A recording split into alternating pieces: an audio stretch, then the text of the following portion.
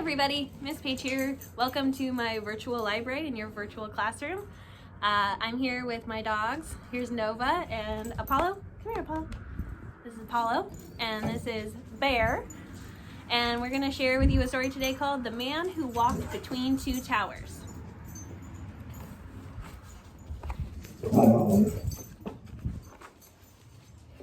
Once there were two towers side by side.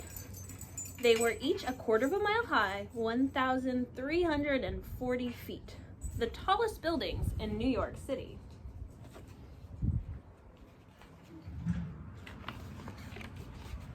A young man saw them rise into the sky. He was a street performer. He rode a unicycle. He juggled balls and fiery torches.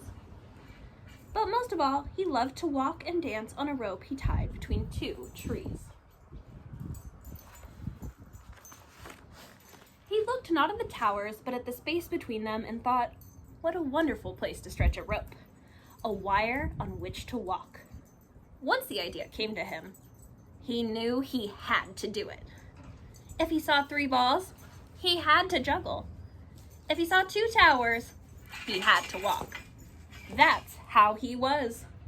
Hadn't he danced on a wire between the steeples of Notre Dame Cathedral above his amazed home city, Paris? Why not here, between these towers?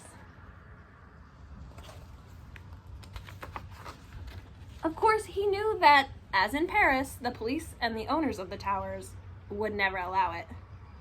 You must be crazy, they would say. You'd fall for sure.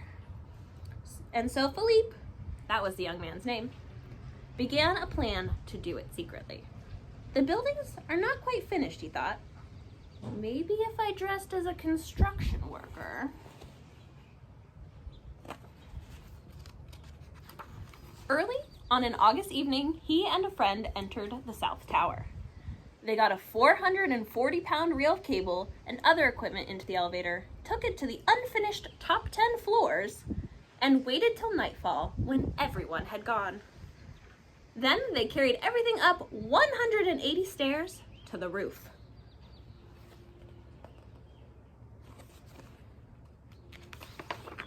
At midnight on the other tower's roof, 2 more friends tied a thin, strong line to an arrow and shot it across to Philippe, 140 feet away. It missed and landed on a ledge 15 feet below the roof. Bad luck, thought Philippe.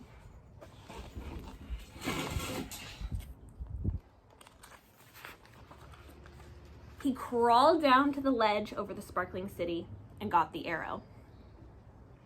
To its line, he tied a stronger line, which his friends pulled back to their tower. To his end of the stronger line, Philippe tied the cable on which he would walk. It was 5/8 of an inch thick.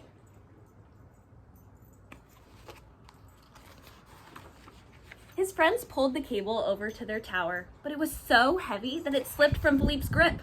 The cable's middle plummeted toward the street, pulling the friends on the other tower to the very edge. Philippe, just in time, secured his end.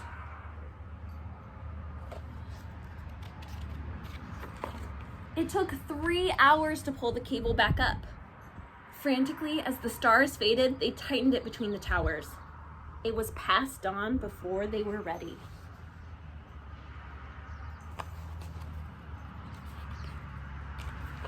Philippe put on his black shirt and tights. He picked up his 28-foot balancing pole. All his life he had worked to be here, to do this. As the rising sun lit up the towers, out he stepped onto the wire.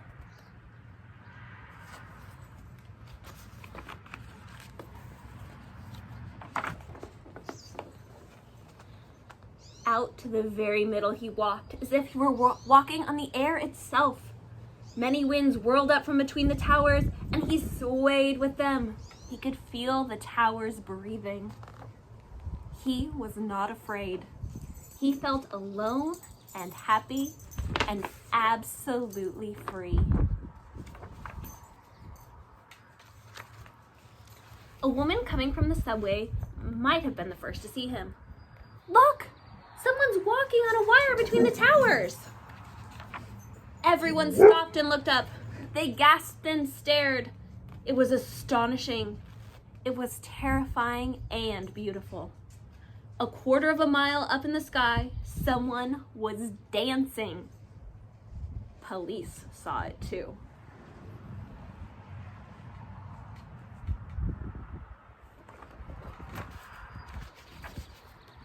Officers rushed to the roofs of the towers. "You're under arrest!" they shouted through bullhorns. Philippe turned and walked the other way. Who would come and get him? For almost an hour, back and forth, he walked, danced, ran, and knelt in a salute upon the wire. He even lay down to rest. The city and harbor spread beneath him. The sky surrounded him. Seagulls flew under and over.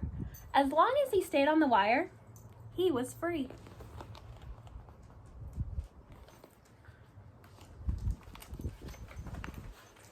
When he felt completely satisfied, he walked back to the roof and held out his wrists for the handcuffs. They brought him to court. The judge sentenced him to perform in the park for the children of the city.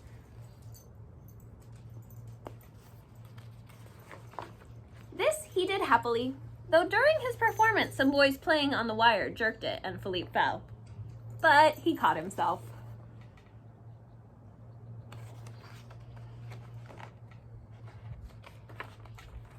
Now, the towers are gone.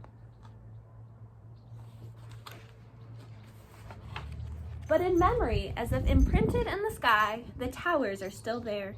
And part of that memory is the joyful morning, August 7th, 1974, when Philippe Petit walked between them in the air.